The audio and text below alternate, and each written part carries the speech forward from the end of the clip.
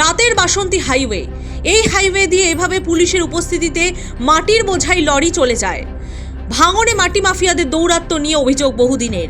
এখন বাসন্তী হাইওয়ের ভোজেরহাট থেকে মিনাখা পর্যন্ত সড়ক রাস্তা মৃত্যু ফাঁদে পরিণত হয়েছে। মাটি পড়ে থাকায় পিছল হয়ে থাকে এই রাস্তা, ফলে প্রায় দুর্ঘটনা ঘটে।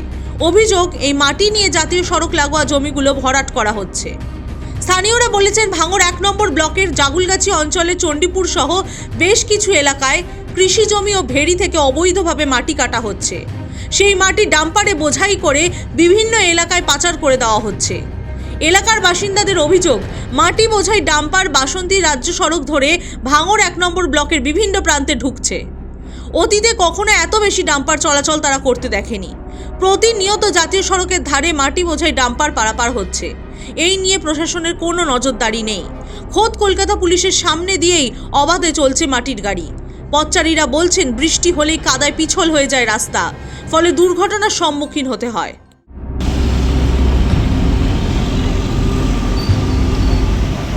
ওই ডাম্পারগুলো খুবই ভয়াবহ গাড়ি। ওরা পায়ে দিয়ে যখন যায় আমাদের খুবই ভয় লাগে। আর ওরা গাড়িগুলো খুব স্পিডে যায়। ওগুলো জল পিচ্ছিল হয়ে কাদা হয়ে যায়, যাতায়াত করতে খুবই অসুবিধা হয়। প্রশাসন জানে কিভাবে কন্ট্রোল করছে। আমরা তো সাধারণ খেটে খাওয়া মানুষ, একটা ভ্যান চালক হিসেবে এই বিষয়ে প্রশাসন কতটা দেখছে, ট্যাকেল দিচ্ছে, সেটার বিষয়ে তো বলতে পারবো না। পিচ রাস্তার ওপরে যদি মাটি পড়ে, বিশেষ করে বাসন্তী হাইওয়ের ওপরে যদি মাটি পড়ে এবং যেখানে গতিসম্পন্ন গাড়িগুলো রাত্রি যায়, সেখানে কোনো গাড়ির ক্ষমতা নেই নিয়ন্ত্রণে রাখা। ভাঙড় হেডকোয়ার্টার সেটা তো নলমুড়ি, বাসন্তী হাইওয়ের ওপরে। তারা জানে না যে ওখানে মাটি ফেললে রাস্তা কতটা পিচ্ছিল হয়। মাটি রোজ ওই এখন দিয়ে ছোটো ছোটো গাড়ি করে, বড় গাড়ি করে ওখানে রোজ বিক্রি হচ্ছে, ওখানে যাতায়াত করছে। এটা তো আমরা বুঝতে পারছি এটা তো কত রকম ক্ষতিকারক। ইমিডিয়েটলি এটা বন্ধ হওয়া উচিত। এবং এই মাটি পড়ার জন্যে ছোটো গাড়ি বড় গাড়িগুলো পিচ্ছিলে তারা অ্যাক্সিডেন্ট করছে। বাসন্তী হাইওয়ের মতো জায়গায় যদি এইগুলো বন্ধ না করা যায়, ঘটকপুকুরের চৌমাথার মতো জায়গায় যদি বন্ধ না করা যায়, তাহলে বিপদ। এবং পুলিশ জেনে শুনে এগুলো বন্ধ করছে না। যে তৃণমূল সরকার, তৃণমূল পার্টির অঙ্গুলি হেলন ছাড়া যেখানে কিছুই চলে না, সেখানে তো কাদের মধ্যে হচ্ছে না বোঝার কোনো কারণ নেই।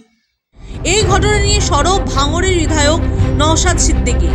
পুলিশ ও প্রশাসনিক কর্তাদের দিকে আঙুল তুলেছেন। তখন ব্যাপারটা হচ্ছে, আজকে যারা প্রশাসনের সামনে, পুলিশের সামনে হম্বিদম্বি করছিল, ধরতে গেলে তো প্রশাসনকেও ধাক্কা দিয়েছে।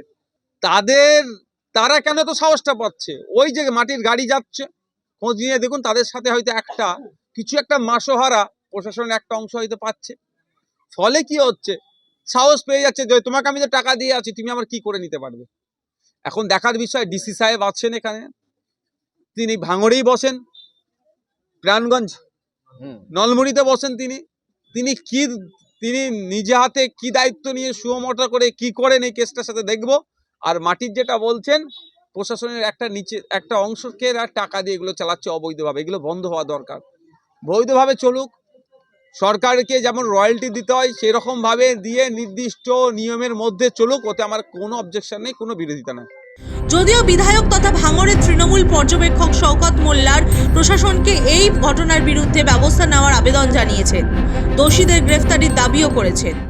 দেখুন, আমি বিশেষ করে কলকাতা পুলিশের আন্ডারে ভাঙড়, এই কলকাতা পুলিশের সমস্ত অফিসারকে এবং আমাদের ডিসি সাহেবকে আমি অনুরোধ করব যে অবিলম্বে এই ধরনের কর্মকাণ্ড যদি কেউ করে, অবিলম্বে গাড়িগুলোকে সিজ করা এবং তার সঙ্গে সঙ্গে যে বা যারা যুক্ত আছে তাদেরকে অবিলম্বে অ্যারেস্ট করা এবং আইনি পদক্ষেপ, আইনি ব্যবস্থা তাদের বিরুদ্ধে নেওয়া।